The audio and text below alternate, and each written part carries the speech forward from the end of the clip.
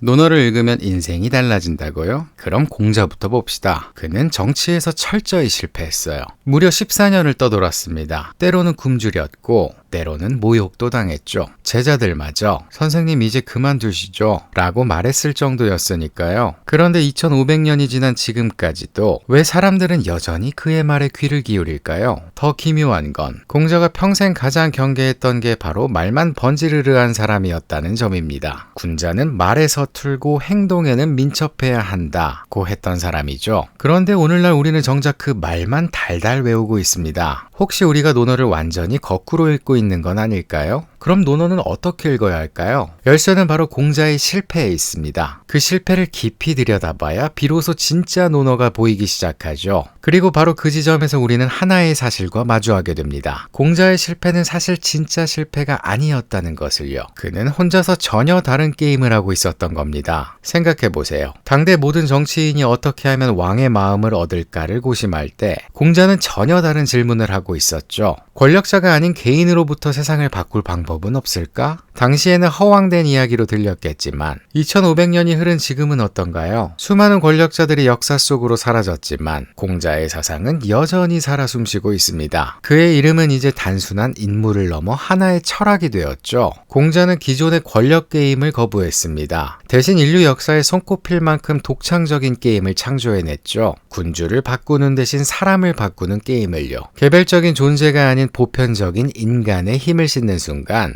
영원히 지지 않는 게임이 시작되는 겁니다. 한 명의 군주는 죽지만 인간은 대를 이어 존재하니까요. 바로 여기서 동양 인문학의 문이 활짝 열립니다. 공자가 남긴 인, 의, 예와 같은 개념들은 결코 책상머리에서 만들어진 추상적 관념이 아니었어요. 그것들은 14년의 유랑 동안 피와 땀으로 길어올린 살아있는 언어였습니다. 그래서 논어는 현학적인 철학서가 아니라 지극히 구체적이고 실천적인 생존 매뉴얼로 다가오는 거예요. 예를 들어 다음 문장들을 한번 봅시다. 남을 탓하기 전에 나 자신부터 돌아보자. 세상을 바꾸기 전에 내 옆 사람부터 진심으로 대하자. 그럴듯한 말은 접어두고 오늘 하루만이라도 말과 행동을 똑같이 해보자. 이 짧은 문장들을 곱씹다 보면 2500년 전의 가르침이 지금 내 삶 안으로 훅 하고 들어옵니다. 단순해 보이지만 막상 실천하려면 결코 쉽지 않은 것들이죠. 이건 더 이상 외워야 할 구절이 아닙니다. 어떻게 살아야 하는가에 대한 구체적인 실천 매뉴얼이에요. 논어는 그런 책입니다. 지식을 쌓기 위한 책이 아니라 삶을 바로 세우기 위한 책이죠. 50에 읽는 논어 최종엽 저자도 그런 경험을 했습니다. 100쇄를 넘기며 개정 증보판으로 새롭게 출간된 이 책은 그의 깨달음을 담고 있어요. 그는 한때 나만 잘하면 된다고 믿으며 살았지만 문득 뒤돌아보니 모두가 남이 되어 있었고 50의 바다에 홀로 남은 섬이 되어 있었다고 합니다. 이 책은 논어를 오늘의 삶 속에서 직접 체감하게 해주는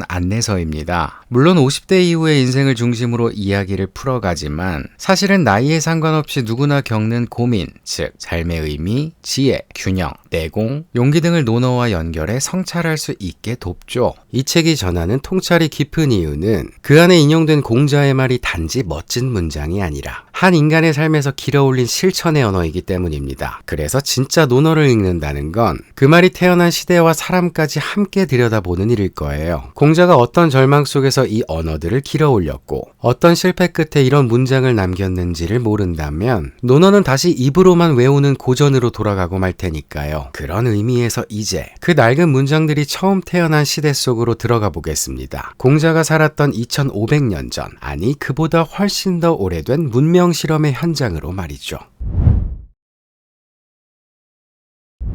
어떻게 하면 지금의 체제가 영원히 지속될 수 있을까? 권력을 준 이라면 누구나 한 번쯤 품는 궁극의 질문입니다. 하지만 이 질문에 끝까지 버티는 답을 내놓기란 쉽지 않죠. 공자 이전에 중국은 이미 이 불가능에 가까운 과제에 3번이나 도전했습니다. 하, 은, 주. 수백 년씩 이어진 이 세 왕조는 각기 다른 방식으로 세상을 설계했지만 결국 하나같이 무너지고 말았죠. 그 무너진 폐허 위에서 공자가 4번째 실험을 감행한 거고요. 그럼 그 첫 번째 문명 실험 하나라 하나라부터 보시죠. 하나라 이전까지는 선양이라는 이상적인 전통이 있었습니다. 덕 있고 유능한 사람이 왕위를 물려받는 방식이었어요. 전설 속 성군 트리오 요, 순, 우가 실력과 덕망 있는 이에게 권좌를 넘겨준 이 전통은 오늘날로 치면 능력주의 이상을 구현한 리더십 모델과도 닮아 있습니다. 현실은 달랐겠지만 이런 이상이 고대에 존재했다는 건 흥미로운 일이죠. 그런데 바로 이때 마지막 성군 우임금 시절의 정치사의 판을 뒤흔드는 결정적 사건이 터집니다. 제후들이 이렇게 말하죠. 왜 남한테 넘깁니까? 아들 개가 있잖아요. 그 순간 인류 정치사의 게임 규칙이 완전히 뒤집혀버립니다. 능력이 있으면 왕이 된다 해서 아들이니까 왕이 된다로 말이에요. 그런데 왜 하필 혈연이었을까요? 이유는 생각보다 간단합니다. 바로 땅 때문이었어요. 중국은 거대한 농업 대륙이었고 땅은 움직이지 않는 가장 중요한 자산이었습니다. 수확물과 토지는 가문 대대로 물려받는 것이 관습이었죠. 여기에 청동기 문명의 발달로 농업 생산력이 크게 향상되면서 누가 이 비옥한 땅을 소유할 것인가가 핵심 문제가 되었어요. 이때 혈연은 토지와 권력을 가장 안정적으로 계승할 수 있는 최고의 장치가 되었던 것입니다. 하지만 그 혈연은 동시에 배타성을 품고 있었어요. 우리 가족만이 진짜 주인이다 라는 논리는 곧 너희는 영원히 이방인이다 라는 메시지로 작동했거든요. 초기엔 그 질서가 유지됐지만 세월이 흐르며 다른 부족들의 불만이 쌓이기 시작합니다. 왜 저 집안만 왕이어야 하지? 우리는 대대로 아랫사람으로 살아야 하나? 결국 하왕조 밖에서 힘을 키운 다른 세력들이 움직이기 시작했어요. 그 중심에는 상족이 있었습니다. 내부 결속은 강했지만 외부와의 융합에는 완전히 실패했던 하나라 왕조는 결국 이 상족의 손에 무너지고 말죠. 이 첫 번째 실험이 남긴 교훈은 분명했습니다. 혈연만으로는 세상을 아우를 수 없다는 것.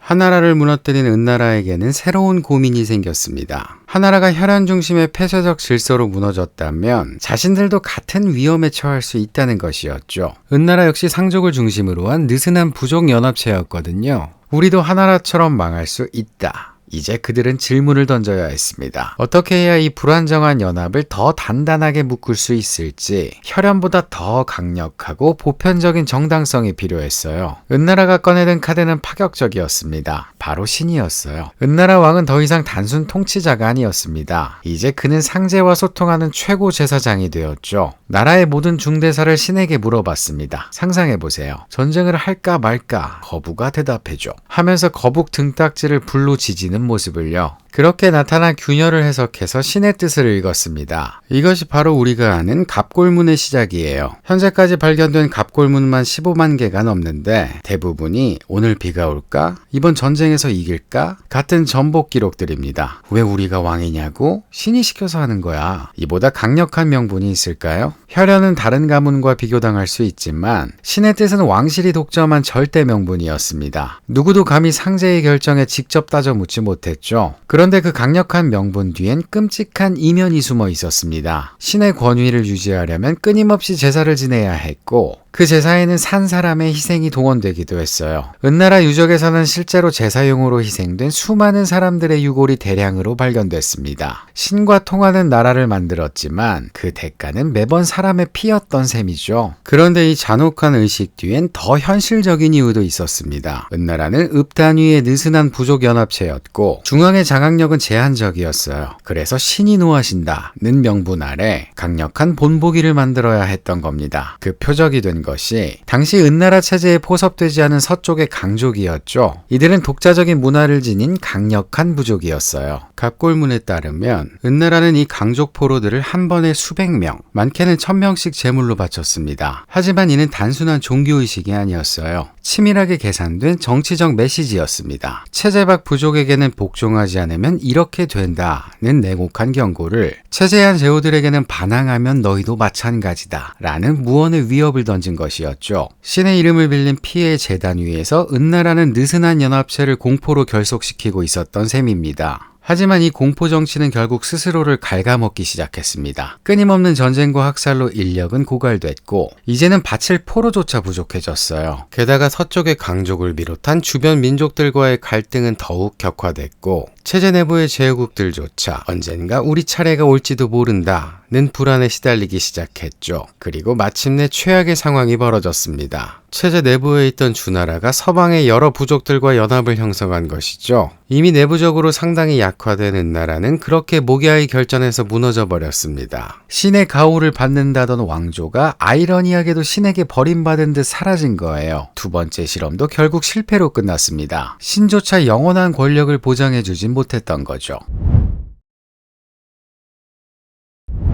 은나라를 쓰러뜨린 주나라는 이제 두 번의 실패를 마주해야 했습니다. 혈연도, 신도 끝내 세상을 지켜내지 못했죠. 그렇다면 자신들의 왕조는 무엇으로 정당성을 세울 수 있을까? 또 어떻게 해야 새로운 체제를 오래도록 유지할 수 있을까? 라는 끊임없는 물음을 던져야 했습니다. 그리고 끝내 그들이 내놓은 해답은 혁명적이었어요. 바로 덕입니다. 덕이 있으면 하늘의 명을 받고 덕을 잃으면 하늘도 등을 돌린다. 이것이 주나라가 선언한 새로운 게임의 룰, 천명론이었죠. 여기서 말하는 덕은 단순한 개인의 품성이 아니었어요. 백성을 사랑하고 정의롭게 다스리며 예를 지키는, 나라를 제대로 다스릴 수 있는 통치자의 자질을 의미했습니다. 하나라의 혈연도, 은나라의 신권도 이 덕이 없으면 무용지물이라는 선언이었어요. 단순한 왕조 교체가 아니라 질서의 기준 자체를 바꾸는 일이었죠. 더 파격적인 건 신의 뜻조차 인간의 도덕에 따라 움직인다는 발상이었어요. 은나라는 신이 시켜서 왕이다 라고 했지만 주나라는 덕이 있어서 신이 왕으로 선택했다고 말했습니다. 신이 주체가 아니라 덕 있는 인간이 주체가 된 셈이죠. 따라서 훗날 공자가 덕을 강조한 것은 주나라에서 시작된 인간 중심적 세계관을 완성한 것이었어요. 다만 공자는 이 덕을 통치자에게만 요구하지 않았습니다. 모든 개인이 갖춰야 할 보편적 자질로 확장시켰죠. 주나라가 신분에 따라 차등을 둔 위계적 덕을 말했다면 공자는 모든 인간에게 잠재된 도덕적 가능성을 믿은 거예요. 개인이 덕을 갖춘다는 건 곧 자신을 잘 다스릴 수 있다는 뜻입니다. 통치자가 나라를 다스리기 위해 덕이 필요하듯 평범한 개인도 자기 삶을 다스리기 위해 덕이 필요하다는 것이죠. 이것도 당시로선 정말 혁신적인 발상이었어요. 이후 동양 사회에서 인간을 말할 때는 늘 덕이라는 개념이 중심에 놓이게 됩니다. 그렇다면 이런 사상의 뿌리가 된 주나라는 실제로 어떤 방식으로 나라를 다스렸을까요? 단지 하늘의 명을 받았다고 주장하는 것만으로는 부족했습니다. 이 새로운 이데올로기를 떠받칠 구체적인 통치 시스템이 필요했죠. 그 전환점에 등장한 인물이 바로 재상 주공단이었습니다. 능력과 도덕을 두루 갖춘 그는 후대의 정치에 모범을 세운 인물로 기억됩니다. 공자는 그를 가장 이상적인 정치가로 여겼어요. 단순히 유능한 재상이 아니라 도덕과 제도를 조화시킨 인물로 평가했죠. 꿈에서도 만나지 못했다고 아쉬워할 만큼 공자의 존경은 각별했습니다.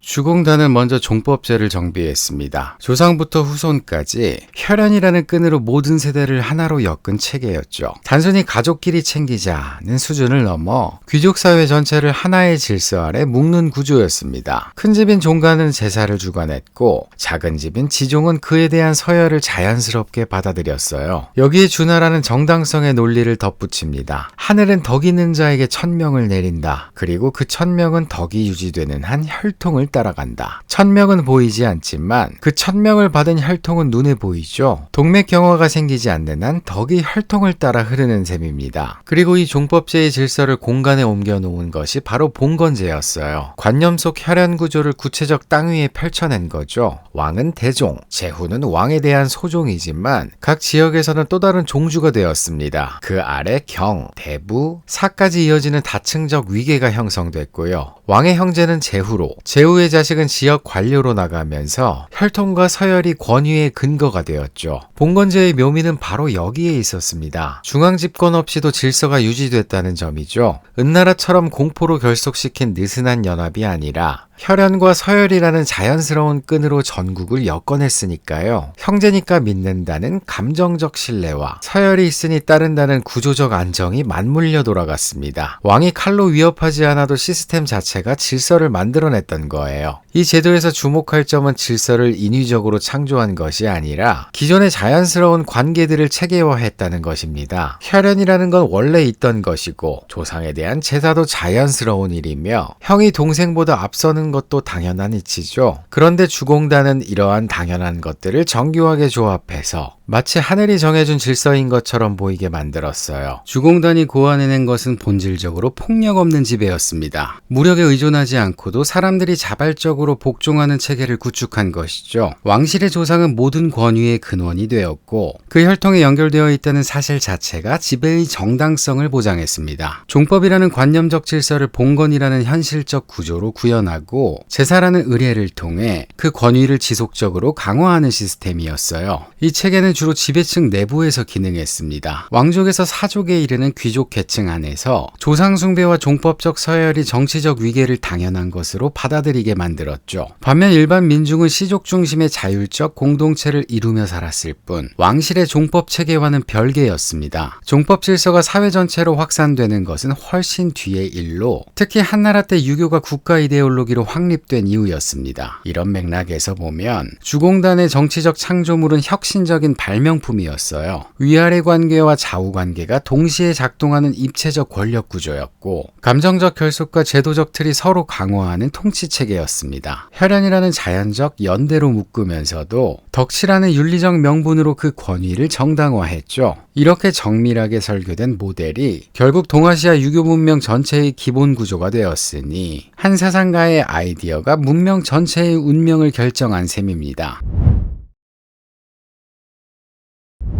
주공단의 개혁은 종법제와 봉건제에서 그치지 않았습니다. 이 질서를 더욱 공고히 하기 위해 신분에 따른 의례와 예절, 음악을 정교하게 설계했죠. 귀족들이 자신의 지위를 자연스럽게 체감하고 그에 맞는 품격을 몸에 익히도록 만든 것입니다. 무력이 아닌 문화로, 강요가 아닌 습속으로 다스리는 방식, 이것이야말로 지배의 가장 세련된 경지였습니다. 얘는 단순한 예의범절이 아니었죠. 관원상제부터 제사 방식, 일상 속 인사법까지 사회 전반을 아우르는 행동 규범이었어요. 가장 상징적인 예가 정의였습니다. 세 다리가 달린 청동소태 개수가 곧 신분을 드러낸 것이었죠. 왕은 9정, 제후는 7정, 대부는 5정, 사는 3정이나 1정만 사용할 수 있었어요. 단순한 제기가 아니라 권위의 가시적 표현이었습니다. 그래서 후대에는 정을 묻는다는 말이 왕권을 넘본다는 뜻으로 쓰였던 거죠. 악은 더 정교했습니다. 음악과 춤을 통해 감정을 조절하고 질서를 몸으로 익히게 하려는 방식이었거든요. 대표적인 게 일무입니다. 재래의식 때 추는 이 춤은 위계에 따라 무용수를 따로 선발해 구성했습니다. 8줄 64명은 천자의 춤, 6줄 36명은 제후의 춤, 4줄 16명은 대부의 춤, 2줄 4명은 사의 춤이었죠. 춤추는 사람 하나하나가 정치적 질서를 몸으로 표현한 셈입니다. 오늘날에는 지나치게 경직된 제도로 보일 수 있어요. 춤추는 사람 수까지 규정하고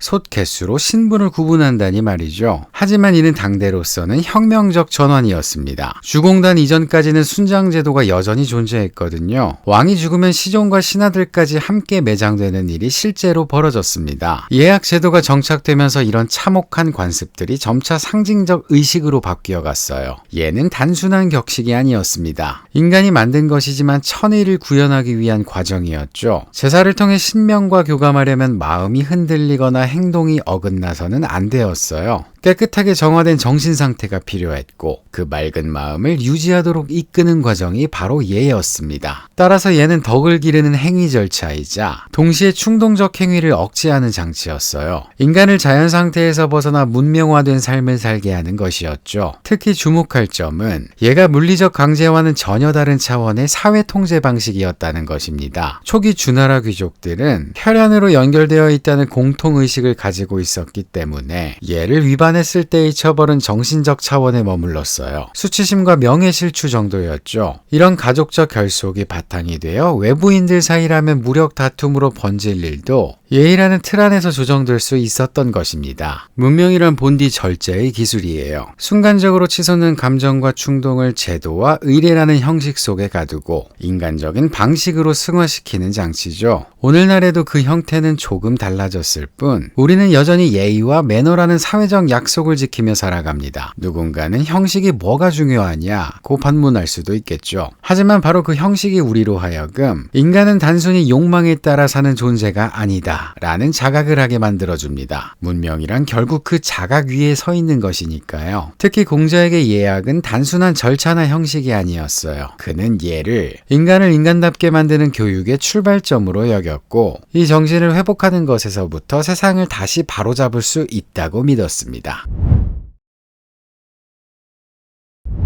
주나라 초기에 몇 세대에 걸쳐 주공단이 구축한 시스템은 눈에 띄는 성과를 만들어냅니다. 무엇보다 전쟁의 성격 자체가 달라졌어요. 하나라처럼 부족한 생존 경쟁에 휘말려 무너지는 일도 없었고 은나라처럼 정복전쟁과 인신공의에 집착할 이유도 줄어들었습니다. 물론 갈등이 아예 사라진 건 아니었지만 제후들 사이에는 혈연이라는 공통 기반과 예약이라는 공통 언어가 있었죠. 사촌인이 일단 말은 섞어보자, 예법에 따라 조정해보자 는 식의 접근이 실제로 작동했던 겁니다. 더 중요한 변화는 경제였습니다. 제후들이 각자의 영토를 책임지고 다스리면서 농업 기반이 점차 안정되어 갔죠. 내년에도 이 땅에서 농사 지을 수 있다는 예측 가능성, 바로 그것이 문명의 시작이었어요. 땅이 안정되자 사람이 모이고 삶의 여유가 생기기 시작합니다. 그렇게 차츰차츰 문화도 꽃을 피우게 된 거죠. 가장 인상적인 변화는 문화의 확산이었습니다. 황하 유역을 넘어 양쯔강 일대까지 넓은 땅 곳곳에서 비슷한 예약 질서가 뿌리내리며 공통된 가치관이 자리 잡아갔죠. 단순한 정치적 지배가 아니라 문화적 동질감이 생긴 겁니다. 바로 이 점 때문에 공자는 주나라 초기를 이상적인 시대로 바라봤어요. 그에게 주공단의 시대란 각자가 제자리에서 덕을 실현하며 조화를 이루고 살아가던 황금기였던 거죠. 하지만 이 정교한 시스템에도 치명적인 약점이 있었습니다. 바로 시간이에요. 혈연이라는 끈은 생각보다 빨리 느슨해졌습니다. 왕의 형제는 충성스럽지만 그 아들은 어떨까요? 손자쯤 되면 우리가 한 집이었나? 하는 의심이 들 수밖에 없죠. 더 큰 문제는 제후들이 점차 독자적인 세력으로 성장했다는 점이었어요. 처음엔 왕실에서 파견된 대표자였지만 몇 대를 거치며 그 땅의 실질적 지배자가 돼버렸습니다. 자신만의 군대를 기르고 관료 조직을 갖추었으며 심지어 고유한 문화 정체성까지 형성했죠. 왕실은 점점 상징적인 존재로 전락해갑니다. 그러던 중 결정적인 사건이 벌어집니다. 주유왕 때 일이죠. 왕비 포사를 웃게 하려고 거짓 봉화를 올렸다는 그 유명한 이야기 아실 거예요. 사실 여부는 확실하지 않지만 이 일화가 상징하는 바는 분명합니다. 천명을 받은 왕에게서 덕이 사라졌다는 것, 그리고 그 덕 위에 세워진 봉건 질서가 흔들리기 시작했다는 것이죠. 몇 번이나 헛걸음을 한 제후들은 점차 왕의 부름에 응하지 않게 됩니다. 또 장난이겠지. 이번에도 거짓말일 거야. 그래서 정말로 견융족이 쳐들어왔을 때 아무도 오지 않았습니다. 왕실은 무력하게 수도 호경을 버리고 동쪽 낙양으로 피난을 가야 했어요. 천하를 호령하던 천자가 난민이 되어버린 겁니다. 그렇게 서주가 막을 내리고 동주가 시작되었죠. 하지만 이 시점부터 왕은 천자라는 호칭만 간신히 유지한 채 실질적인 권력은 제후들에게 넘어가요. 혈연과 덕으로 이어졌던 아름다운 질서는 결국 시간이라는 적 앞에서 처참히 무너져 버렸습니다. 그리고 그 붕괴의 파편들 속에서 곧 춘추전국이라는 대혼란의 막이 열리게 되죠. 주공단이 그렇게 정교하게 설계한 시스템도 결국 인간의 욕망과 시간의 흐름 앞에선 한계를 드러낼 수밖에 없었던 겁니다. 완벽해 보였던 질서가 어떻게 무너지는지를 보여주는 역사의 아이러니였어요.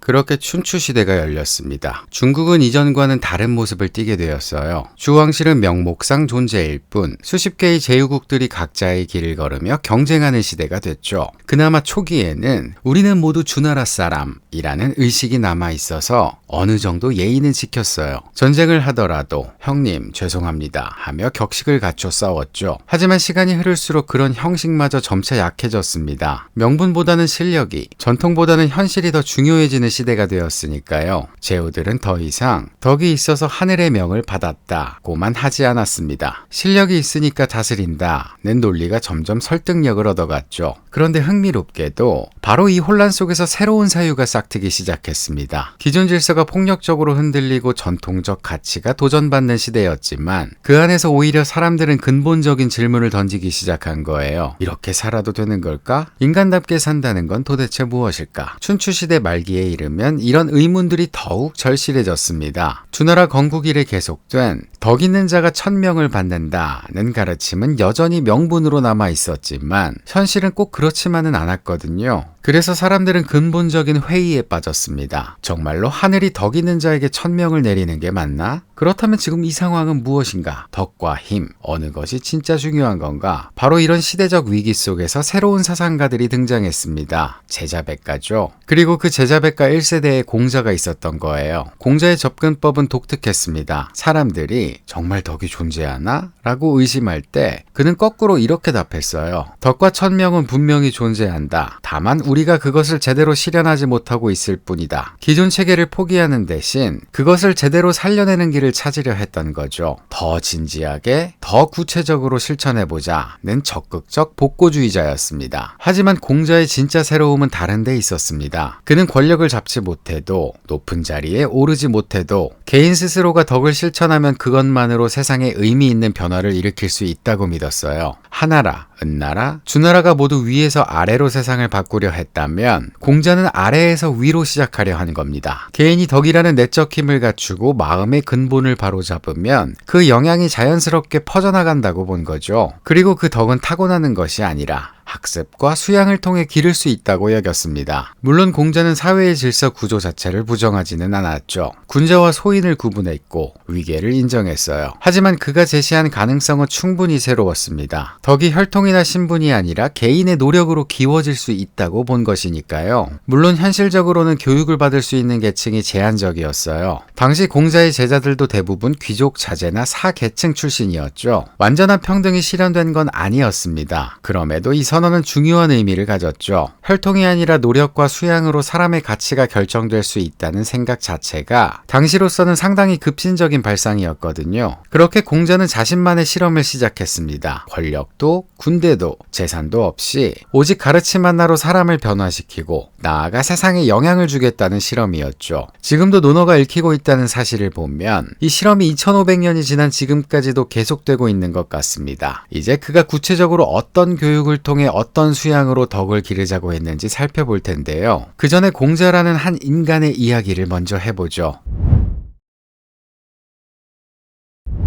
기원전 551년 노나라의 작은 마을 추읍에서 한 아이가 태어났습니다. 70대 노인 숭량흘과 10대 후반의 젊은 여인 안징제 사이에서요. 정식 부부도 아니었죠. 태어나는 순간부터 이미 아웃사이더였던 셈입니다. 설상가상 3살이 되던 해 늙은 아버지마저 세상을 떠났습니다. 아이와 젊은 어머니만 덩그러니 남겨진 거예요. 어머니 안징제는 홀로 어린 아들을 길러내야 했습니다. 가난한 살림 속에서 공자는 어려서부터 가리지 않고 온갖 일에 손을 댔죠. 그 덕분이었을까요? 나중에 관청에 나가 창고 관리나 목축 업무 같은 현장 일을 맡게 되었을 때도 공자는 어떤 일이든 능숙하게 처리해냈습니다. 어린 시절부터 몸으로 부딪히며 살아온 경험이 밑바탕이 되어준 거예요. 그런데 이 가난한 아이에겐 묘한 구석이 하나 있었습니다. 사기에 따르면 어릴 때부터 제사놀이를 즐겼다고 해요. 제기를 늘어놓고 예식을 흉내내는 아이. 지금 생각해보면 너무나 공자다운 장면이죠. 그런데 왜 하필 가난한 아이가 귀족 문화의 정점인 예에 빠졌을까요?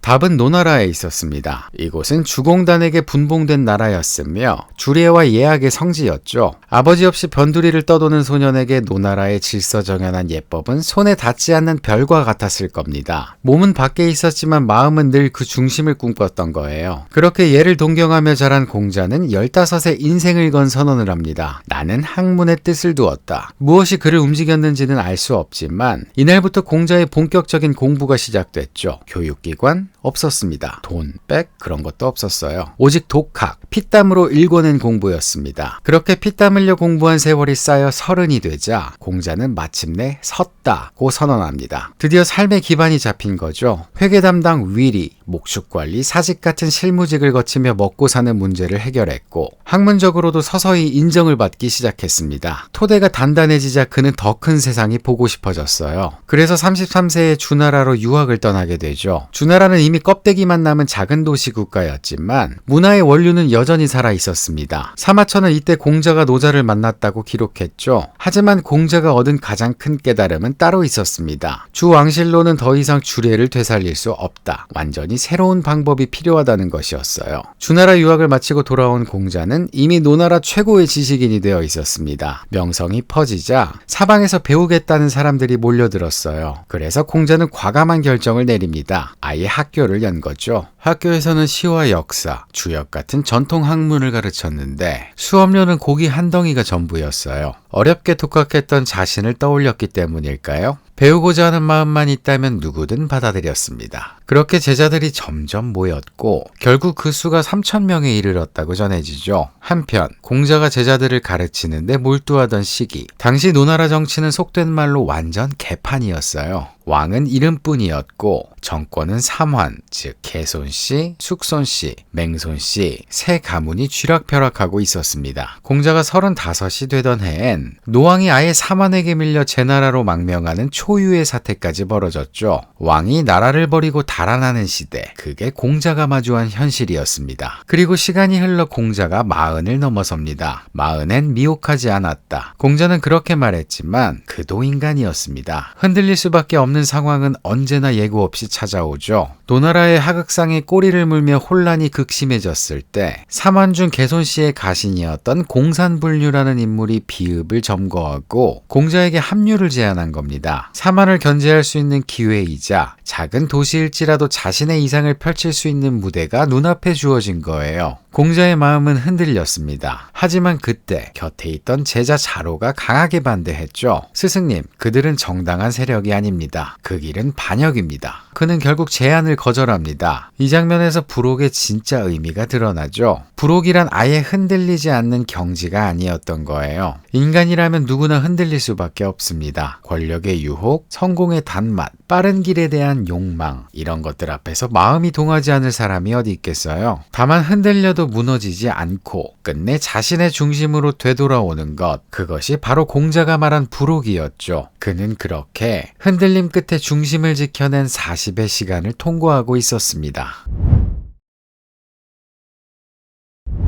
공자가 쉰을 넘기자 뜻밖의 기회가 찾아왔습니다. 51세의 중도라는 지역의 수령으로 임명이 된 거예요. 누가 그를 임명했는지는 의견이 분분합니다. 당시 허수아비 왕 정공이 직접 발탁했다는 설도 있고 실권자인 개손씨가 임명했다는 설도 있죠. 개손씨 입장에선 공자가 공산분류의 유혹을 뿌리친 게 마음에 들었을 겁니다. 어쨌든 오랫동안 제야에 있던 공자가 드디어 정치 무대에 오른 거죠. 공자의 행정은 독특했습니다. 법으로 누르는 대신 예로 이끌었어요. 어른과 아이의 식사를 구분하고 장례 절차를 정비했으며 길에 떨어진 물건도 함부로 줍지 못하게 했죠. 단순한 규제가 아니라 사람들 마음속에 질서를 심는 작업이었습니다. 놀랍게도 1년 만에 중도는 완전히 달라졌어요. 그 성과를 인정받아 공자는 사공을 거쳐 대사구까지 올라가게 되죠. 오늘날로 치면 법무부 장관 겸 경찰청장이 된 셈입니다. 공자는 취임하자마자 이런 기치를 내세워요. 최선은 소송과 재판 자체가 아예 일어나지 않는 것이다. 실제로 석 달 만에 놀라운 변화가 일어났다고 합니다. 시장에서 바가지를 씌우는 일이 사라지고 길에서 남녀가 서로 예의를 지키며 떨어진 물건을 아무도 줍지 않았다고 해요. 과장이 섞였겠지만 큰 변화가 일었던 건 분명해 보이죠. 공자의 활약으로 노나라가 달라지자 주변국이 긴장하기 시작했습니다. 특히 이웃 강대국 제나라는 노나라의 부상을 견제하려 했죠. 그래서 정상회담을 제안합니다. 바로 그 유명한 협곡회맹이었어요. 기원전 500년 공자는 52세의 나이로 정공을 모시고 제나라 땅 협곡으로 갑니다. 제나라는 회담장에서 힘을 과시하려 했어요. 오랑캐 춤과 음악으로 위압하려 했죠. 하지만 공자는 단호하게 맞섰습니다. 정상회담에 이런 무례한 공연이 웬 말이냐. 살짝 기가 죽은 제나라가 본론을 꺼냈습니다. 전쟁이 나면 노나라는 동맹인 우리에게 300대의 전차를 지원해야 한다. 그러자 공자가 곧바로 맞받아쳤죠. 동맹국이라 하셨습니까? 그렇다면 빼앗아간 노나라 땅부터 돌려주시는 게 순서죠. 예법을 무기로 강대국을 몰아붙인 거예요. 협곡 회맹의 활약으로 공자의 위상은 하늘을 찔렀습니다. 이제 그는 더 큰 목표를 향했어요. 바로 삼환의 세력을 약화시키는 것이었습니다. 하지만 정면 돌파는 위험했죠. 그래서 교묘한 전략을 썼어요. 바로 삼환이 소유한 지방성들을 허물자고 제안한 겁니다. 예법상 대부의 성은 100척을 넘을 수 없습니다. 원칙대로 합시다. 묘하게도 삼환이 동의했어요. 왜일까요? 바로 얼마 전 자신의 가신들이 이 성들을 거점으로 반란을 일으켰거든요. 주인 입장에선 골칫거리였던 거죠. 그런데 공자가 명분까지 갖춰서 해결해주겠다니 거절할 이유가 없었습니다. 처음엔 순조로웠어요. 숙손씨의 후성, 개손씨의 비성을 차례로 허물었죠. 하지만 마지막 맹손 씨의 성성에서 뜻밖의 반전이 일어났습니다. 성의 책임자가 주인을 설득한 거예요. 제 나라와 국경을 맞댄 이 성은 국방상 꼭 필요합니다. 이때 사마는 번쩍 정신이 들었습니다. 잠깐, 이거 우리한테만 손해 아닌가? 공자가 왕권 강화를 노리고 있다는 걸 뒤늦게 깨달은 거죠. 즉시 협조를 철회했고 성성은 결국 그대로 남았습니다. 공자의 개혁이 결국 자초된 거죠. 이는 그가 반격을 받을 수도 있다는 걸 의미했어요. 그런데 정작 진짜 위기는 아니 아닌 밖으로부터 왔습니다. 협곡에서 망신당한 제나라가 복수에 나선 거죠. 이번엔 무력이 아닌 더 치명적인 무기를 썼어요. 바로 춤 잘 추는 미녀 80명과 명마 100여 피를 선물로 보낸 겁니다. 효과는 직방이었죠. 전공은 3일 내내 조정에 나오지 않았습니다. 국정은 뒷전이치 향락에 빠져버린 거예요. 이에 불같은 제자 자로가 폭발했습니다. 이런 나라에 더 있을 이유가 있습니까? 하지만 공자는 상황을 더 지켜보기로 했어요. 곧 동지에 하늘에 올리는 교제가 있었거든요. 국가 최고의 제사를 어떻게 치르는지 보고 판단하자는 거였죠. 결과는 처참했습니다. 제사는 건성건성이었고 공자에게는 제사고기조차 돌아오지 않았어요. 이는 공자에 대한 모욕이자 전공이 그를 멀리한다는 신호이기도 했습니다. 이제 떠날 때가 되었구나. 기원전 496년 겨울, 공자는 모든 관직을 내려놓고 노나라를 떠납니다. 55세의 나이였죠. 정치로 세상을 바꾸려던 꿈은 좌절됐습니다. 하지만 아이러니하게도 이 실패가 그를 더 위대한 인물로 만들었어요. 권력 없이도 세상을 바꿀 수 있다는 걸 증명할 14년의 유랑이 시작되는 순간이었습니다. 50에 읽는 논어의 저자는 말합니다. 50은 마무리를 준비할 나이가 아니라 앞으로의 50년을 다시 설계할 시간이라고요. 공자가 50을 넘긴 나이에 모든 것을 내려놓고 이상을 찾아 주유천하에 나섰듯 50에 시작하는 변화야말로 진짜 변화이고 50에 내리는 선택이야말로 진짜 선택이라는 겁니다. 저자는 어느 날 논어의 한 구절에서 깊은 울림을 받았다고 해요. 자왈, 인무원려 필류근우. 멀리 내다보지 않으면 가까이에 반드시 근심이 생긴다. 맞는 말입니다. 건강하게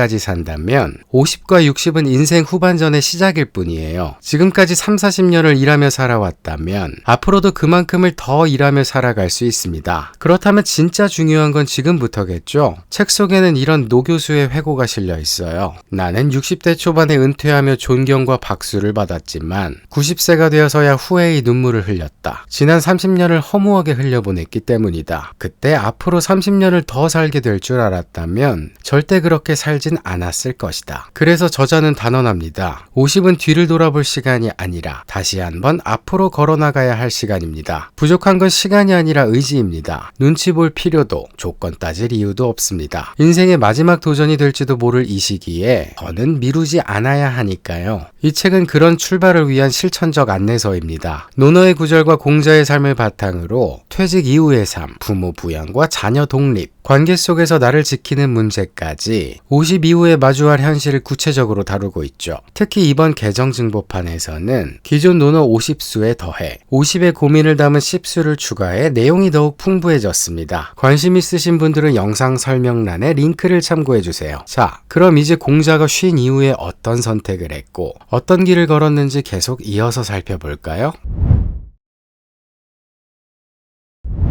공자는 제자들을 데리고 노나라를 떠납니다. 그중 핵심은 3명이었어요. 불같은 성격의 자로, 언변과 외교에 능한 자공, 그리고 공자가 가장 사랑한 안회였습니다. 자로는 거칠게 대들기도 했지만 위기의 순간에 목숨 걸고 스승을 지켰고, 자공은 협상의 달인으로 위기마다 돌파구를 찾았죠. 안회는 출세엔 관심 없고 오직 학문과 덕행에만 몰두하는 인물이었습니다. 첫 목적지는 위나라였어요. 가깝기도 했고 자로의 처형이 살고 있어 도움을 기대할 수 있었죠. 무엇보다 위나라는 학문을 중시하는 선비의 나라였어요. 하지만 현실은 달랐습니다. 위나라 영공은 수십 년을 큰 탈 없이 무난하게 버텨온 인물이었죠. 그런 그가 공자를 만나 던진 첫 마디는 전쟁터에선 진영을 어떻게 배치해야 하는가 였어요. 예약인이 덕친이 하는 공자의 핵심 사상에는 눈길조차 주지 않았습니다. 그는 공자를 형식적으로 조언자 정도로 대우했지만 그조차 오래가지는 않았어요. 신하들의 끊임없는 모함 속에 결국에 공자는 점점 소외되었고 결국 10달 만에 위나라를 떠날 수밖에 없었죠. 다음 목적지는 진나라였습니다. 그런데 그 길목에 있는 광이란 마을을 지나던 중 황당한 사건이 하나 터졌죠. 마을 사람들이 공자를 악인 양호로 착각한 거예요. 양호는 과거 이 지역에서 온갖 악행을 저지른 자였습니다. 공자의 인상이나 풍채가 그 악인과 비슷했던 모양이에요. 순식간에 공자 일행은 포위되었고 제자들은 얼굴이 하얗게 질렸죠. 하지만 공자만은 달랐어요. 문왕은 돌아가셨지만 그분의 문화는 내 안에 살아있다. 하늘이 이 문화를 없애려 했다면 애초에 내게 전해주지도 않았을 것이다. 광마을 사람들이 그런 나를 어찌하겠는가. 죽음 앞에서도 흔들리지 않는 이 확신. 공자는 자신을 단순한 개인이 아닌 문명을 이어가야 할 사명자로 여겼던 거예요. 다행히 신원이 확인되어 위기는 넘겼지만 이는 앞으로의 여정이 험난할 거란 신호였죠. 우여곡절 끝에 다시 위나라로 돌아온 공자에게 뜻밖의 부름이 날아듭니다. 보내니는 남자, 성별이 아니라 위나라 영공의 부인이었죠. 당대 미녀로 이름났지만 더 유명했던 건 그녀를 둘러싼 스캔들이었습니다. 방탕한 사생활로 궁 안팎에 불륜설이 끊이지 않았죠. 공자는 처음엔 만남을 거절했습니다. 하지만 남자는 쉽게 물러서지 않았고 결국 위 영공의 명령에 따라 마지못해 자리를 함께하게 됐어요. 원래는 만나고 싶지 않았지만 이미 마주한 이상 예를 갖추지 않을 수는 없었다. 돌아온 공자의 이 한마디의 자로는 분노를 참지 못했습니다. 그러자 공자는 단호히 맹세합니다. 내가 잘못했다면 하늘이 나를 버릴 것이다. 하늘이 나를 버릴 것이다. 얼마나 억울했던지 2번이나 같은 말을 반복했어요. 얼마 지나지 않아 더 굴욕적인 일이 벌어졌습니다. 영공이 남자와 함께 수레를 타고 외출하면서 공자에게 뒤를 따르라고 한 겁니다. 보는 이들로 하여금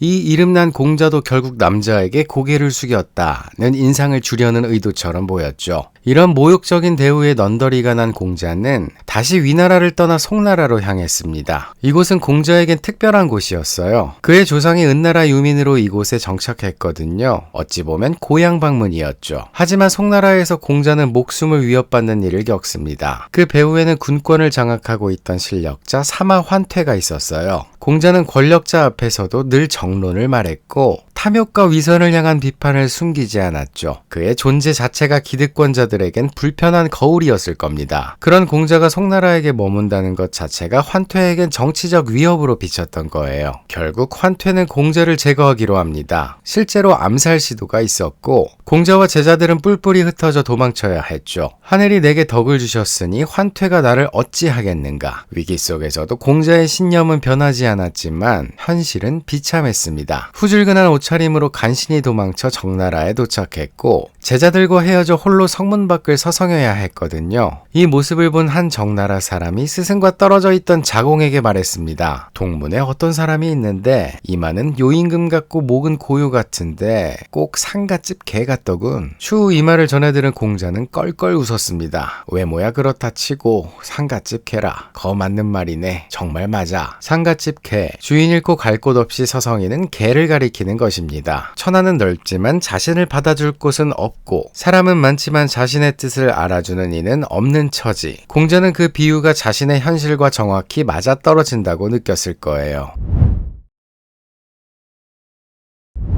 정나라를 떠난 공자 일행은 마침내 진나라에 도착합니다. 예전 광해서의 오해로 끝내 가지 못했던 바로 그곳이었죠. 진나라는 명목상 순임금의 후손이 다스린다고 알려진 나라였습니다. 비록 국력은 약했지만 진나라와 초나라 같은 강대국들 사이에서 꿋꿋이 살아남으며 제 목소리를 내고 있었어요. 하지만 현실은 언제나 기대와 달랐습니다. 진나라의 군주 민공은 특별할 것 없는 인물이었고 공자를 그저 학식 있는 귀빈 정도로만 대했죠. 맡겨진 역할도 객경, 즉 자문에 불과했습니다. 다시 한번 실권 없는 조언자 신세가 된 거예요. 이쯤 노나라에서도 변화의 조짐이 보입니다. 개선씨 가문의 실력자 개환자가 죽고 개강자가 그 뒤를 이었죠. 일부 기록에는 이 시기 공자를 다시 부르려는 논의가 있었다고도 전해집니다. 공자 역시 그런 기류를 감지했을지도 모르죠. 하지만 실제로 벼슬을 제안받은 건 공자가 아니라 그의 제자 염구였어요. 공자가 어떤 감정을 느꼈는지 정확히 알 순 없지만 적어도 겉으로 드러내진 않았습니다. 전해지는 말에 따르면 그는 염구에게 이렇게 당부했다고 하죠. 크게 쓰려는 뜻일 테니 마음 다해 임하라. 염구가 떠난 뒤 진나라에 전운이 감돌았습니다. 오나라 왕 부차가 군대를 이끌고 쳐들어온 거예요. 여기에 초나라가 동맹국을 지키려 참전하면서 진나라는 순식간에 전쟁의 소용돌이에 휩쓸렸습니다. 공자 일행은 서둘러 채나라로 피했어요. 하지만 채나라는 더했습니다. 진나라보다도 작고 약한 나라였는데 공자가 머문 지 얼마 안 되어 충격적인 사건이 터졌죠. 바로 채나라 왕이 수도를 옮기려다 신하들의 반발을 사 칼에 찔려 죽은 겁니다. 왕이 시해되는 나라에서 뭘 기대할 수 있겠어요? 공자는 또 떠나야 했습니다. 공자는 진나라에도 채나라에도 정착하지 못한 채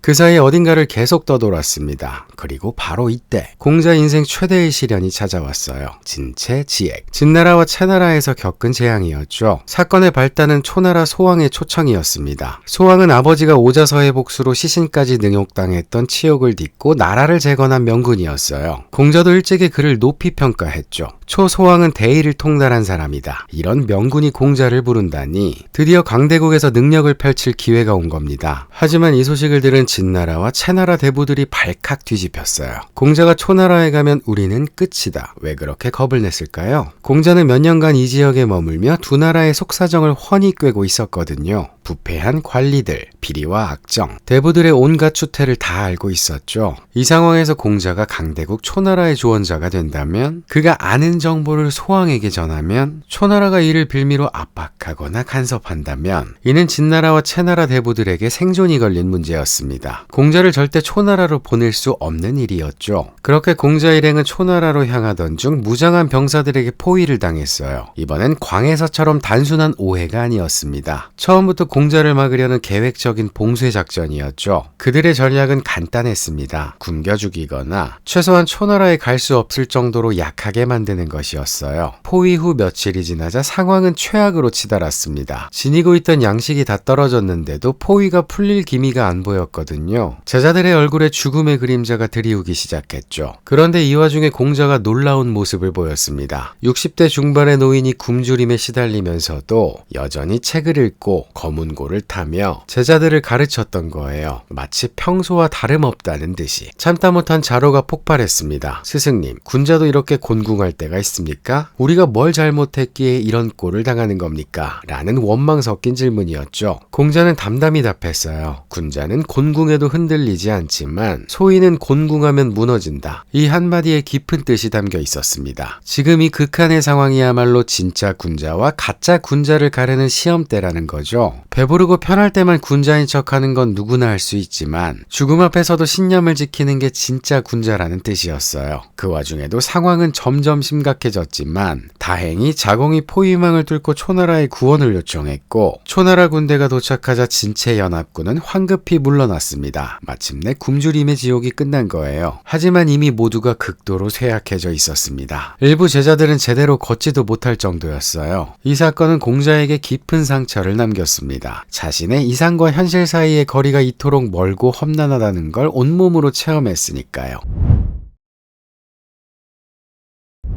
진채지액에서 굶주림에 시달리며 가까스로 살아남은 공자에게 초나라 소왕의 초청은 말 그대로 가뭄의 단비 같은 소식이었습니다. 드넓은 남방 땅에서 마침내 이상 정치를 실현할 기회가 온 듯했죠. 하지만 이때 소왕의 이복형이자 재상인 자서가 반대하고 나섭니다. 제자들의 역량과 공자의 사상, 그 모든 것이 오히려 초나라 입장에선 위협이 되었던 거예요. 결국 공자의 등용은 무산됐고 초나라에서의 정착도 이루어지지 않았죠. 그리고 얼마 지나지 않아 소왕이 갑작스럽게 세상을 떠났습니다. 공자의 마지막 기회는 그렇게 쓰러지고 말았어요. 이제 더는 희망이 없었습니다. 다행히 노나라에서 제자 염구가 크게 활약하며 스승을 모셔오려 했고 개강자의 동의하에 68세의 공자는 드디어 고향으로 돌아갈 수 있게 되었죠. 기원전 484년, 14년 만에 귀향. 떠날 때와는 모든 게 달라져 있었어요. 무엇보다 공자 자신이 달라져 있었습니다. 치국평천하의 꿈은 이제 제자들에게 맡기고 자신은 교육과 저술에 전념하기로 했죠. 아이러니하게도 실패한 이 지점부터 공자의 진짜 업적이 시작됐어요. 시경 300여 편을 정리하고 노나라 역사서 춘추를 편찬했고요. 무엇보다 수많은 제자들을 가르쳤습니다. 하지만 이후 공자를 기다린 건 연이은 이별이었습니다. 먼저 외아들 공리가 세상을 떠났고 이듬해엔 그가 가장 아꼈던 제자 안회가 40세의 나이로 눈을 감았죠. 아, 하늘이 나를 버리는구나. 하늘이 나를 버리는구나. 공자는 이 말을 2번이나 반복하며 깊은 상실을 토해냈습니다. 그리고 그 슬픔이 채 가시기도 전에 또 한 사람의 비보가 전해집니다. 기원전 480년 자로가 위나라에서 반란에 휘말려 전사한 거예요. 63세의 자로는 감금된 주군을 구하기 위해 홀로 적진에 뛰어들었고 끝내 쓰러지고 말았습니다. 후대에는 그가 죽는 순간에도 갓끈을 다시 매며 군자는 죽어도 관을 벗지 않는다는 말을 지켰다고도 전해지죠. 너무나 자로다운 최후였어요. 제자들의 죽음은 공자의 마지막 기력을 꺾어 놓았습니다. 기원전 479년 자공이 찾아왔을 때 공자는 지팡이에 의지한 채 노래를 불렀죠. 태산이 무너지는가, 대들보가 꺾이는가, 철인이 시드는가. 그가 사랑했던 사람들, 그리고 지키려 했던 이상, 그 모든 것들이 하나둘 무너져 내리는 소리를 들으며 공자는 천천히 삶의 끝으로 향하고 있었습니다. 그리고 7일 후 그는 74세의 일기로 세상을 떠나게 되죠. 공자의 제자들은 스승을 위해 3년상을 치렀습니다. 그중 자공은 홀로 무덤 곁을 떠나지 않고 다시 3년을 더 머물렀다고 전해져요. 공자는 생전에 자신의 삶을 이렇게 정리했죠. 나는 15에 배움의 길에 뜻을 두었고 30에 세상에 우뚝 섰으며 40에는 흔들림이 없었고 50에는 하늘의 뜻을 깨달았으며 60에는 남의 말을 들어도 마음이 흔들리지 않았고 70에는 마음 가는 대로 해도 도리에 어긋남이 없었다. 그리고 자신의 삶을 한마디로 이렇게 요약했습니다. 오도일이관지 나의 길은 하나로 꿰어져 있다. 이는 곧 나는 일관된 길을 걸어왔다. 세상의 흐름에 흔들리지 않고 내가 가야 할 길을 지금까지 꾸준히 흔들림 없이 걸어온 삶이었다는 뜻입니다. 그리고 그가 걸어온 길은 고스란히 논어라는 형태로 우리에게 남게 되었죠. 논어는 공자가 직접 쓴 책이 아니죠. 공자가 세상을 떠난 뒤 제자들이 스승과 나눴던 대화와 가르침을 기억해 각자 적어둔 내용을 모은 책입니다. 책 내용의 논어는 말 그대로 말을 논한 글, 즉 공자의 말을 수록한 기록이라는 뜻이에요. 후대 유가학파가 다양한 전승을 바탕으로 이를 종합하고 정리하면서 지금의 논어 형태로 이어진 것이죠. 이 점은 당대 기준으로도 꽤 의미가 있습니다. 당시 대부분의 기록물은 왕실이나 귀족 중심의 정치 질서 속에서 편찬되었기 때문인데요. 하지만 논어는 달랐습니다. 제자들이 스승의 언행을 기억하고 기리기 위해 자발적으로 남긴 기록들이었고 그 점에서 개인의 삶과 말이 중심이 된 드문 사례였습니다. 그래서 논어는 체계적인 구성이 없습니다. 같은 말이 반복되기도 하고 논리적 순서나 명확한 문맥이 빠진 대목도 많죠. 지금처럼 정리와 편집이 자유롭던 시대가 아니었고 당시엔 대나무 죽간의 요점만 메모하듯 적는 시기였거든요. 학이, 위정 같은 편명도 내용을 요약한 제목이 아니라 각 편의 첫 구절에서 따온 글자일 뿐입니다. 이런 중복이나 단순한 구성은 논어의 한계처럼 보일 수 있죠. 하지만 오히려 바로 그런 점이 이 책의 가장 큰 특징이고 매력이기도 해요. 논어는 완성된 이론서가 아니라 살아있는 대화의 기록이거든요. 우리는 이 책에서 당황하기도 하고 짜증을 내기도 하며 농담을 주고받는 한 사람의 모습을 볼 수 있죠. 공자 스스로도 이렇게 말했습니다. 나는 지어내지 않고 전할 뿐이다. 자신을 진리 창조자가 아니라 옛 지혜를 오늘에 맞게 전하는 사람으로 여겼던 겁니다. 이 말은 우리에게도 시사하는 바가 커요. 논어를 절대적 진리의 책으로 대하는 대신 함께 질문을 던지고 해석해 볼 수 있는 열린 고전으로 읽어야 하는 것이죠. 그럼 이 책을 이렇게 한번 읽어보면 어떨까요? 정해진 순서대로 외우듯 읽기보다는 스스로 필요한 문장을 고르고 자기만의 의미를 만들어가며 읽는 겁니다. 논어는 처음부터 그런 책이었어요. 각자의 시대와 상황에 따라 다른 문장이 마음에 들어오고 또 다른 방식으로 해석될 수 있도록 열려있는 책 말입니다. 그런 의미에서 우리는 논어를 자기 수양이라는 관점으로 한번 읽어보려 합니다. 특히 배우기, 내면화하기, 실천하기라는 세 단계로 논어의 내용을 파악해보는 거죠. 그럼 이제 2500년 전의 지혜를 오늘날 우리 삶에 어떻게 적용할 수 있을지를 생각해봅시다.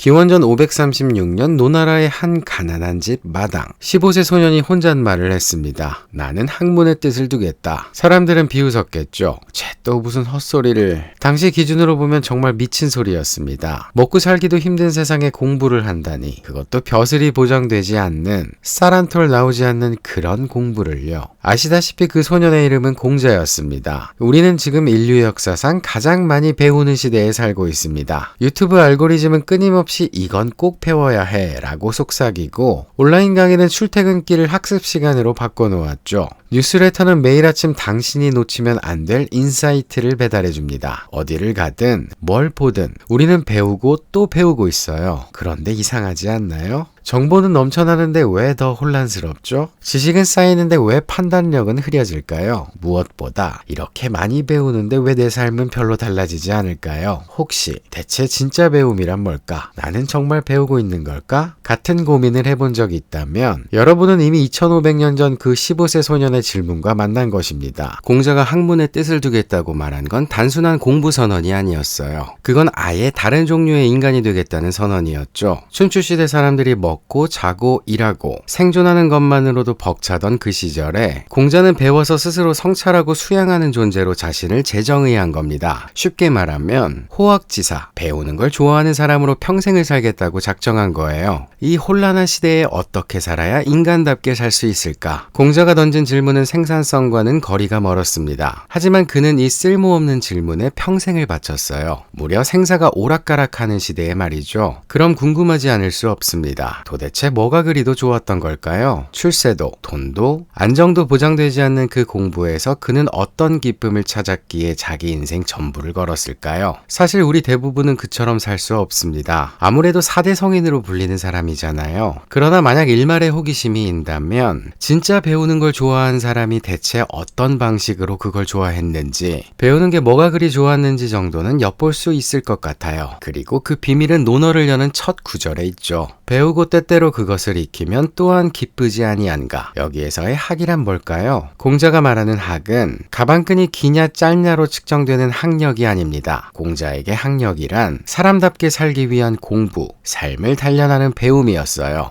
오늘날 온갖 고학력자가 넘쳐나지만 이들이 반드시 가방끈과 비례해 성숙한 삶을 사는 건 아니잖아요. 공자가 말하는 배운다는 것은 행복의 가치를 알아차리고 삶을 유의미하게 만들어가는 길을 닦는 일이었습니다. 이러한 학에 대해 논어 양화편에 이러한 말이 나옵니다. 의역을 좀 하자면 사람을 아끼고 사랑하는 것을 좋아하면서도 배우려 하지 않으면 정작 호구만 될 뿐 그저 어리석어질 뿐이다. 지혜를 좋아한다면서도 배우려 하지 않으면 체계 없이 제멋대로 굴게 된다. 신의를 앞세우면서도 배우려 하지 않으면 남에게 피해를 줄 뿐이다. 올곧음을 앞세우면서도 배우려 하지 않으면 남에게 쌀쌀맞게 굴게 된다. 용기를 앞세우면서도 배우려고 하지 않으면 사회에 혼란을 일으키게 된다. 강함을 앞세우면서도 배우려고 하지 않으면 구제불능의 인간이 될 뿐이다.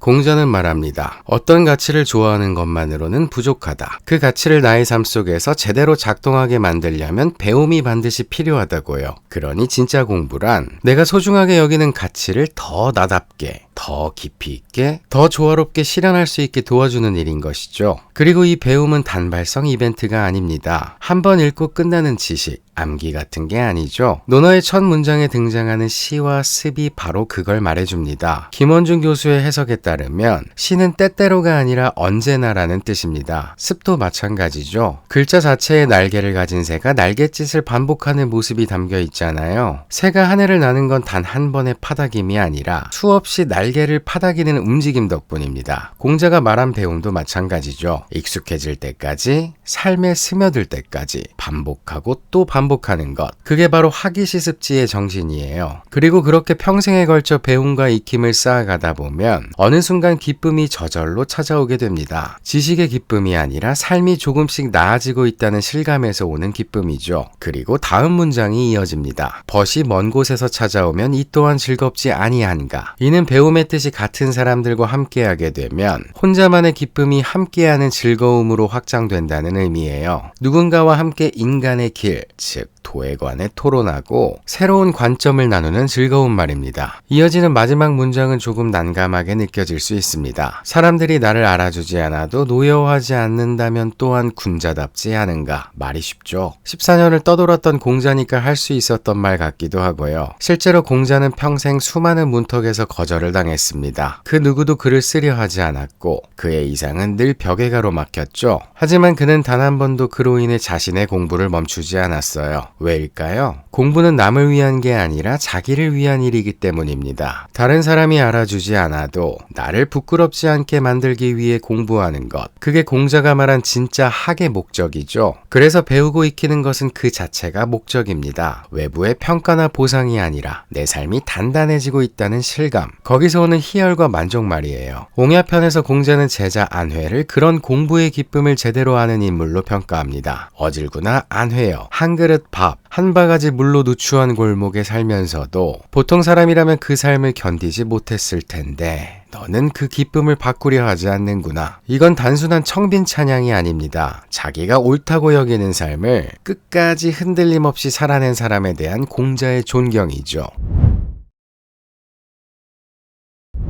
자, 배웠으면 실천해야죠. 그런데 아직입니다. 실천으로 곧장 뛰어들기 전에 반드시 거쳐야 할 구간이 하나 있거든요. 바로 숙성의 시간입니다. 배운 것을 그냥 흘려보내지 않고 자기 안에 머무르게 하는 과정, 그게 바로 내면화예요. 공자는 위정편에서 말했습니다. 배우기만 하고 생각하지 않으면 미혹되고 생각만 하고 배우지 않으면 위태롭다. 여기서 말하는 학은 보편입니다. 누구나 접근할 수 있고 책에 적힌 진리이기도 하죠. 하지만 그 보편은 생각이라는 문지방을 넘지 않으면 결코 내 것이 될 수 없어요. 외운 문장은 많은데 막상 삶에서 꺼냈을 수 없다면 그건 아직 내 것이 아닙니다. 생각은 보편을 나라는 특수한 존재에게로 데려오는 행위예요. 내가 겪은 대로 이해한다는 식으로 흐르면 그건 경험을 절대화하는 것이고 쉽게 말해 꼰대가 되는 지름길이죠. 그래서 보편과 특수의 왕복 운동이 중요합니다. 공부란 이건 내 생각이야 를 외치는 게 아니라 보편과 특수 사이를 부지런히 오가며 그 상호작용의 길을 묵묵히 닦아내는 일이니까요. 배움은 원래 느린 것입니다. 여러 번 생각하고 또 생각하며 배움이 몸과 말과 삶에 조금씩 배어들게 해야 하죠. 한편 나라는 주관에만 머물러 자기 경험 속에 갇히지 않기 위해서는 단순히 지식을 배우고 생각하는 것만으로는 부족합니다. 결정적인 것이 하나 더 필요해요. 바로 인입니다. 공자사상 전체를 관통하는 어쩌면 가장 중요한 개념이죠. 이는 인간을 인간답게 만드는 것, 나라는 좁은 자아에서 벗어나 타인과 세계로 나아가게 해주는 내면의 힘입니다. 공자가 사용하는 의미가 워낙 다양해 정의하기 쉽지는 않지만 가장 기본적인 해석은 이렇습니다. 인은 둘 사이에서 드러나는 덕이라는 것, 그래서 인이라는 글자는 사람인과 두 이가 합쳐진 구조를 하고 있어요. 즉, 두 사람이 만나는 자리에서 나타나는 것, 서로를 이해하고 가엽게 여기고 사랑하고 격려하는 마음, 우리가 흔히 저 사람 참 인간미 있어 라고 할 때 그 인간미가 바로 인입니다. 이 인을 잃으면 사람은 어떻게 될까요? 남을 미워하고 질시하고 밀어내게 됩니다. 결국 나라는 벽 안에 갇히고 마는 거죠. 그 벽을 무너뜨릴 수 있는 힘이 바로 인인 거예요. 공자는 말합니다. 인간이 인간인 이유는 천명 때문이 아니라 인 때문이라고. 하늘이 내린 명령이 아니라 내 안에 이미 심어진 인이라는 씨앗 때문이라는 거죠. 공자는 인간이 인을 보존하고 확장함으로써 스스로 주체적으로 살아가는 존재라고 봤어요. 무엇보다 인은 특별한 사람만 가진 게 아닙니다. 누구나 인을 품고 태어나고 누구나 인을 통해 보편으로 나아갈 수 있죠. 결국 공자의 철학이 초월적인 천명 중심 사상을 넘어 인간 중심의 사상이 될 수 있었던 것은 바로 이 인 개념 덕분이었습니다. 공자는 인의 가장 근본적인 정서를 부모와 자식 사이의 관계에서 찾았어요. 자식은 본능적으로 부모에게 의지하고 부모는 자식에게 자연스럽게 자애를 느끼죠. 바로 그 정서적 유대, 애정과 공감의 감각에서 인간다움이 출발한다고 본 겁니다. 그래서 공자는 이 이상적인 인간관계 모델을 가족 안에 가두지 않고 사회 전체로 확장하려 했어요. 부모와 자식 간의 사랑, 곧 인을 개인의 차원에서 세계의 차원으로 넓히고자 한 거죠. 그렇게 인은 우정이 되고 애국심이 되고 동포애와 인류애로 나아갑니다. 이때의 인은 시타르타의 자비나 예수의 사랑처럼 무차별적이고 조건 없는 애정, 즉 보편적 사랑의 개념에 다가가게 돼요. 인을 드러내는 가장 유명한 말은 위령공편에 나옵니다. 내가 원하지 않는 것을 남에게 시키지 마라. 이 말은 단순한 훈계가 아닙니다. 다시 말하지만 공자는 인이 누구나의 내면에 이미 존재하는 감각이라고 봤어요. 내가 원하지 않는 것은 남도 원하지 않을 것이고 내가 원하는 것은 남도 바랄 수 있다는 것. 이를 보편적 인을 통해 인식할 수 있다는 거죠. 이를 또한 공자는 서라고 합니다. 서는 같은 마음, 곧 공감의 윤리예요. 남의 아픔에 함께 아파하고 남의 기쁨에 함께 기뻐할 줄 아는 마음입니다. 또 공자는 충을 서와 나란히 강조했어요. 충은 자기 중심을 잃지 잃지 않는 태도이며 선은 그 중심을 타인의 처지에 맞춰 조율하는 능력이기 때문이죠. 즉 자기 중심은 지키되 그 중심이 남을 짓누르지 않도록 조율할 줄 아는 자가 인한 사람인 겁니다. 이렇게 되면 사적인 감정이나 이해관계를 넘어 무엇이 옳고 그른지를 판단할 수 있는 의까지 갖출 수 있게 되죠. 이렇게 다양한 덕목이 공존하는 내면을 갖추게 되면 비로소 우리는 인을 실천할 준비가 된 것입니다. 이는 예측 불가능한 세상에서 단단한 내면과 조용한 자신감을 갖춘 상태죠. 다만 쭉 살펴봤지만 인한 사람이 되기는 결코 쉽지 않습니다. 얼마나 어렵냐면요. 공자는 안회를 인을 가장 높은 경지로 실천한 인물로 봤어요. 회는 그 마음을 지켜 3달 동안이나 인을 잃어버리지 않았다. 다른 이들은 한 달, 아니 하루에 그칠 뿐이다 고 했죠. 여러분은 얼마 동안이나 인을 유지할 수 있을 것 같나요? 이제 배운 바를 삶에 옮길 시간입니다. 공자의 실천 핵심 원칙은 단 한 문장으로 요약이 가능해요. 극기복리면 인이라. 자기를 이기고 예로 돌아가는 것, 그것이 바로 인이라는 뜻이죠. 그런데 도대체 예가 뭐길래 그토록 예로 돌아가라고 하는 걸까요? 쉽게 말해 예는 자기 안의 욕망과 충동, 습관과 감정을 이겨내고 배운 바, 내면화한 원칙에 따라 다시 행동으로 되돌아가게 하는 장치입니다. 바로 그 되돌림을 가능하게 해주는 도구가 예죠. 얘는 크게 2가지 역할을 합니다. 첫째, 개인 내면의 수양 장치입니다. 얘는 욕망과 충동이 불쑥 올라올 때 그걸 한 번 더 돌아보게 만드는 기준선이 되어주죠. 이건 예에 맞는가? 이 한마디가 습관적인 반응을 끊고 나를 다시 생각하게 만들어요. 둘째, 타인과의 조화를 위한 길잡이입니다. 사람은 혼자 살 수 없죠. 세대가 다르고 성격이 다르고 감정선도 각자 다릅니다. 이런 사람들이 부딪히지 않고 함께 살아가려면 관계에도 형식이 필요한 거예요. 얘가 바로 그 형식입니다. 어떻게 말할지, 언제 물러설지, 어떤 표정을 지을지, 이 모든 행동을 부드럽게 안내하는 역할을 하죠. 이처럼 얘는 인을 구체적인 행동으로 옮기는 방식입니다. 인이 내면의 사랑이라면 얘는 그것이 밖으로 드러나는 형식이죠. 아무리 따뜻한 마음을 품고 있어도 예의라는 틀 안에서 실천되지 않으면 타인에게 전해질 수 없습니다. 나의 좁은 자아를 넘어 타인과 세계로 나아가기 위해서는 반드시 예가 필요한 거예요. 예와 인은 상호 보완 관계입니다. 인이 없으면 예는 공허해지죠. 인이 빠진 예는 그저 관습적인 껍데기에 불과하고 때로는 타인을 억압하는 도구가 되기도 하니까요. 자, 그럼 인과 예가 갖춰졌다면 이것으로 우리는 어떤 구체적인 실천을 해야 할까요? 공자는 이렇게 말합니다. 얘가 아니면 보지 말고, 얘가 아니면 듣지 말고, 얘가 아니면 말하지 말고, 얘가 아니면 행하지 마라. 그런데 이게 정말 어렵습니다. 얘를 응시하기 위해 항상 메타 자아를 켜놓고 살아야 하거든요. 꼭 사회가 정한 보편 기준이 아니더라도 괜찮습니다. 내가 믿는 행동 기준, 나만의 도덕 감각, 내가 옳고 좋다고 여기는 원칙, 그걸 예라고 했을 때 중요한 건 그 기준에 따라 충동을 절제하고 회피하거나 핑계대지 않고 끝내 올바른 선택을 해내는 겁니다. 예컨대 얘가 아니면 보지 말고 얘가 아니면 듣지 말라는 말은 단순한 겉보기 규칙이 아닙니다. 세상은 감각을 자극하는 것들로 가득하죠. 그 모든 걸 무비판적으로 받아들이지 말라는 뜻이에요. 자극에 휘둘리기 전에 이게 내가 지키려는 예에 맞는가를 스스로 점검하라는 것입니다. 50에 읽는 논어에서 저자는 구체적으로 이렇게 말하죠. 술을 먹지 말라는 게 아니라 절제를 하라는 것인데 그게 그렇게 지키기가 어렵습니다. 달콤한 설탕이 많이 든 음료나 탄수화물 음식을 먹지 말라는 게 아니라 절제하라는 것인데 그것도 마찬가지입니다. 한번 들어간 회사를 평생 다니라는 게 아니라 최소 3년은 다녀봐야 그 회사를 알 수 있다는 것인데 그것도 쉽지 않습니다. 남들에게 욕 듣는 게 싫으면 욕하지 말라는 것인데 그것도 그러기가 쉽지 않습니다. 결국 예를 따른다는 것은 자기 수양의 문제입니다. 단번에 되는 일은 아니고 훈련이며 습관이죠. 몸에 새겨질 때까지 반복하고 또 반복하는 수밖에 없습니다. 그렇다면 얘가 아니면 말하지 말고 얘가 아니면 행하지 말라는 건 또 무슨 뜻일까요? 이건 예의의 영역입니다. 말과 행동을 함부로 하지 않는 것. 여기에 논어의 또 다른 핵심 개념인 신, 즉 말과 행동의 일치, 믿을 수 있음이라는 덕목이 깔려 있습니다. 신은 보통 성실함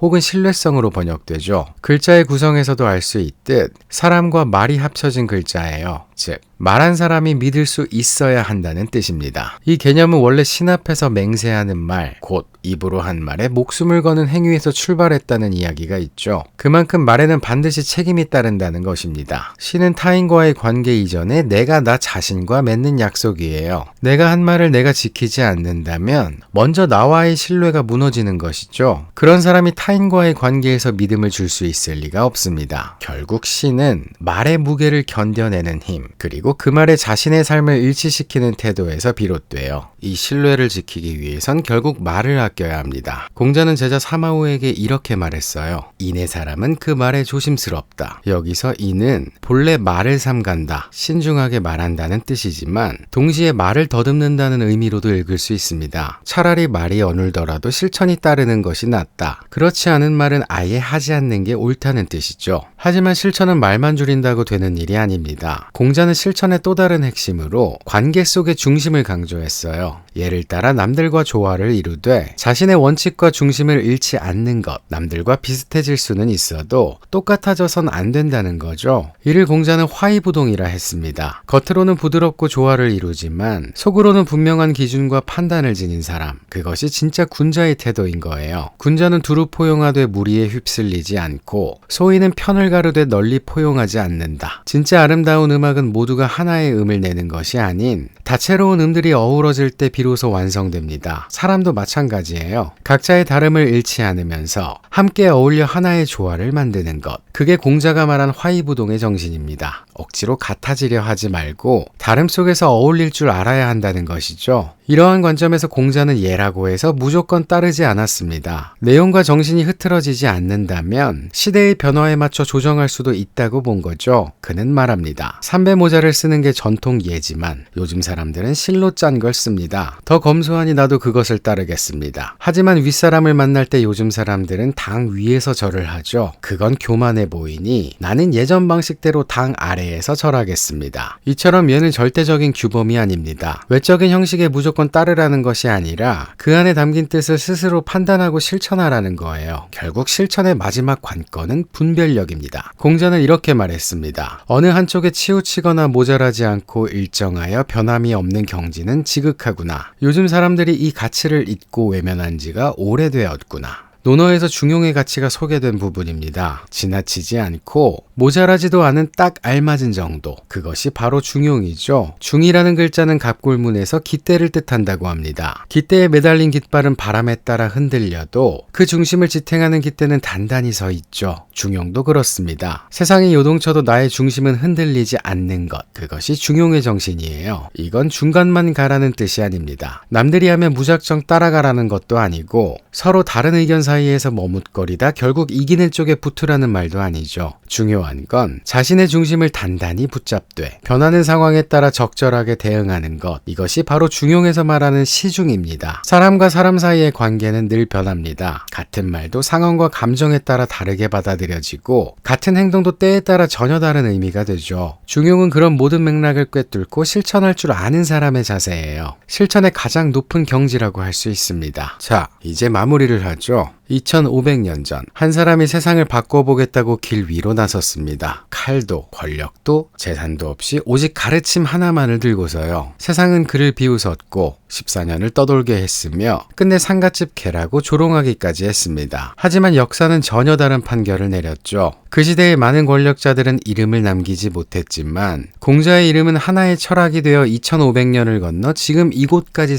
살아남았으니까요. 공자는 믿었습니다. 진짜 변화는 위에서 아래로 떨어지는 게 아니라 아래에서 위로 한 사람 한 사람의 내면에서부터 시작된다는 것을요. 그래서 그는 먼저 자기 자신을 다스리는 법을 가르쳤죠. 그렇게 배우고 익히고 실천해 완성된 인격을 갖춘 사람. 공자는 그런 사람을 군자라 불렀습니다. 군자는 높은 지위나 화려한 성취로 증명되는 존재가 아닙니다. 자기 자신과 원칙에 충실한 사람, 내면이 단단한 사람이죠. 그래서 군자는 조급해하지 않고 두려움에 흔들리지도 않습니다. 매일 스스로를 성찰하며 앓을 바탕으로 평정과 품격을 지켜내죠. 하지만 그 수양은 결코 혼자만의 것이 아니었어요. 공자는 군자를 혼자 잘난 존재가 아니라 세상을 바꾸는 씨앗이라 여겼습니다. 그래서 그래서 이렇게 말했죠. 하루만이라도 자기를 이겨내고 얘로 돌아간다면 세상도 인으로 돌아갈 것이다. 공자는 사람이 사람답게 행동하고 그런 사람들이 모여 사람다운 사회가 되는 미래를 꿈꿨습니다. 그에게 실패는 끝이 아니었죠. 한 나라를 바꾸지 못했기에 오히려 온 세상을 바꿔놓을 수 있었던 겁니다. 또 권력을 얻지 못했기에 더 오래가는 권위를 남길 수 있었고요. 그가 남긴 것은 제도도 정책도 아닌 사람이었습니다. 그래서 지금도 누군가는 논어를 펼칩니다. 그 안에서 자신의 삶을 바꿔줄 단서를 찾기 위해서죠. 공자가 진심으로 바랬던 것도 어쩌면 이것이었는지 몰라요. 수많은 사람들이 각자의 자리에서 각자의 방식으로 조금씩 더 사람다워지는 것. 그렇게 쌓여가는 변화들이 결국 세상을 바꾸는 것 말이에요.